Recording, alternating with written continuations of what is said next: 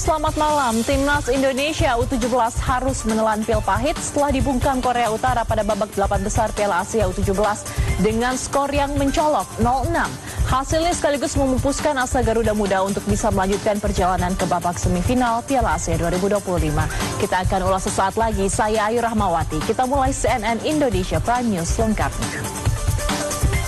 Ya pemirsa, ini menjadi pelajaran untuk para orang tua agar melarang anak mereka bermain petasan karena memang ada aturan yang melarang. Di Jombang, seorang bocah terpaksa kehilangan telapak tangannya setelah harus diamputasi karena terkena ledakan petasan. Sementara di Tulung Agung, belasan bocah diamankan polisi lantaran terlibat kasus balon udara berpetasan yang merusak sejumlah rumah warga. Viral, seorang dokter kandungan di Garut, Jawa Barat diduga melakukan pelecehan terhadap pasiennya. Dinas Kesehatan Garut memastikan kejadian bukan di rumah sakit pemerintah, melainkan layanan kesehatan swasta. Sementara itu, seorang guru SD di Lumajang melakukan tindakan asusila terhadap siswanya dengan memperlihatkan alat kelamin melalui video call pada aplikasi WhatsApp. Tersangka kini ditahan di Mapolres Lumajang. Polres Garut, Jawa Barat melakukan penyelidikan dugaan pelecehan seksual yang melibatkan dokter kandungan di sebuah klinik swasta. Sementara itu, anggota Komisi 3 DPR Ahmad Syahroni meminta Kapolri memecat Kapolres Garut jika tidak dapat menangkap pelaku pencabulan tersebut. Menteri Pemberdayaan Perempuan dan Perlindungan Anak Arifatul Khoiri Fauzi mengecam kasus pelecehan seksual oleh dokter kandungan di Garut. Menteri PPPA akan berkoordinasi dengan unit P3A setempat. Kericuhan disusul aksi fisik mendorong pramugari Wings Air yang dilakukan anggota DPRD Sumatera Utara Megawati Zebua pada minggu lalu viral di media sosial. Wings Air menyatakan insiden terjadi saat Megawati Zebua membawa koper yang telah berlabel bagasi namun ingin membawanya masuk ke kabin. Akibat peristiwa itu, Megawati Zebua diturunkan dari pesawat. Jumlah korban dugaan keracunan massal di acara pentas wayang di Klaten, Jawa Tengah bertambah menjadi 110 orang. 1 orang diantaranya meninggal dunia.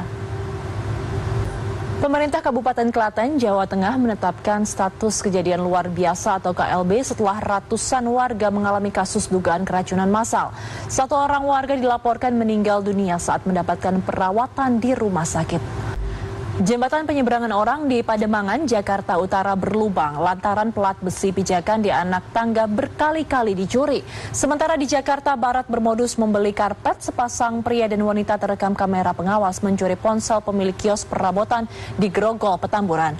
Korban mengaku kiosnya sudah 6 kali menjadi sasaran maling.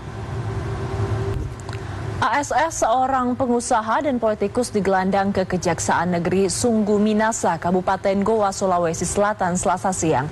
ASS menjadi tersangka utama dalam kasus uang palsu ratusan juta yang diproduksi di dalam kampus 2 UIN Alauddin, Makassar. Masa yang mengatasnamakan tim pembela ulama dan aktivis mendatangi kampus Universitas Gadjah Mada, Yogyakarta. Mereka meminta bukti Presiden ke-7 Joko Widodo memiliki ijazah asli dari UGM. Sementara di Jakarta, puluhan orang menggelar aksi unjuk rasa di depan gedung Mahkamah Agung, Jalan Medan Merdeka Utara, Gambir, Jakarta Pusat.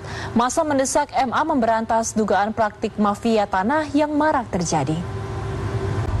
Walaupun pilkada sudah usai, namun sejumlah wilayah akan Tasikmalaya yang dipastikan akan menggelar PSU 1 kali.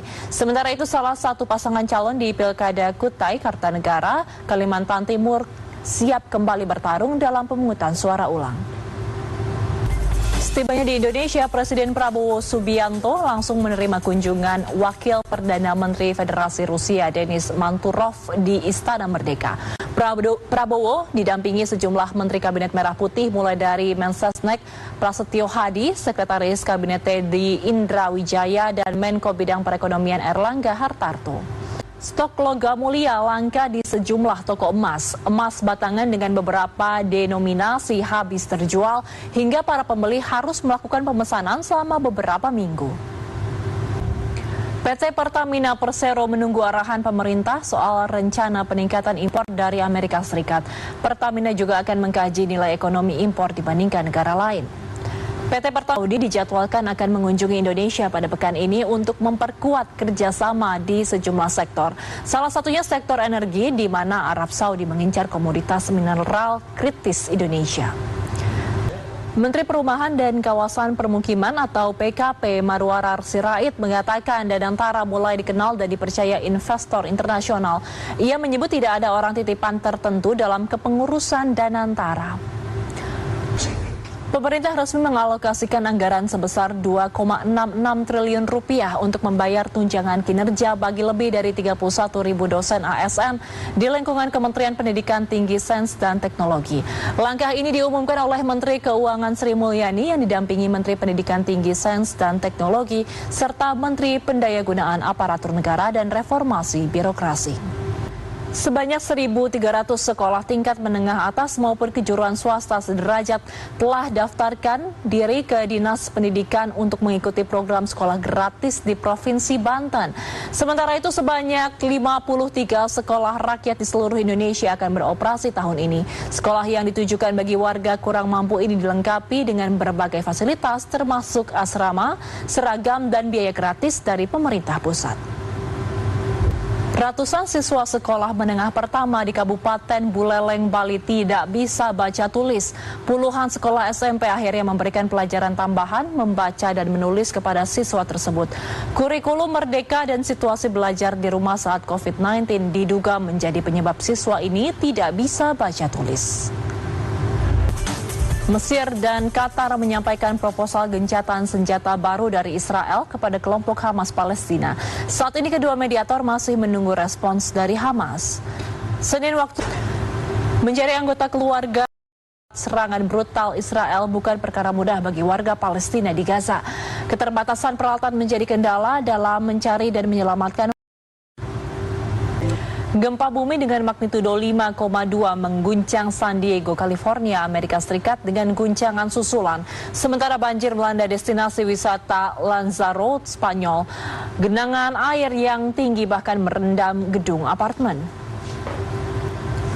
Serangan udara Amerika Serikat di distrik Madnah, Yaman menewaskan sedikitnya 7 orang dan melukai 30 lainnya pada Minggu malam waktu setempat.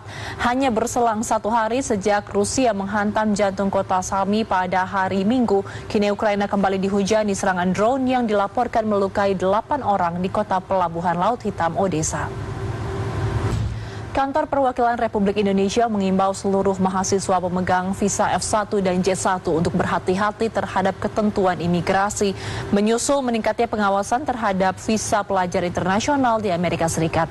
Sementara itu dalam sidang perdananya, mantan Presiden Korea Selatan yang dimakzulkan membantah deklarasi darurat militer yang ia umumkan merupakan bentuk kudeta.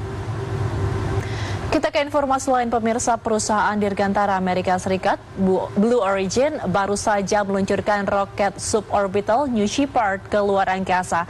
Roket itu sukses membawa 6 kru selebritas dan tokoh kenamaan dunia, antara lain Katy Perry dan Gayle King. Dan informasi sekaligus menutup Prime News malam hari ini, saya Ayu Rahmawati undur diri. Selamat malam, sampai jumpa.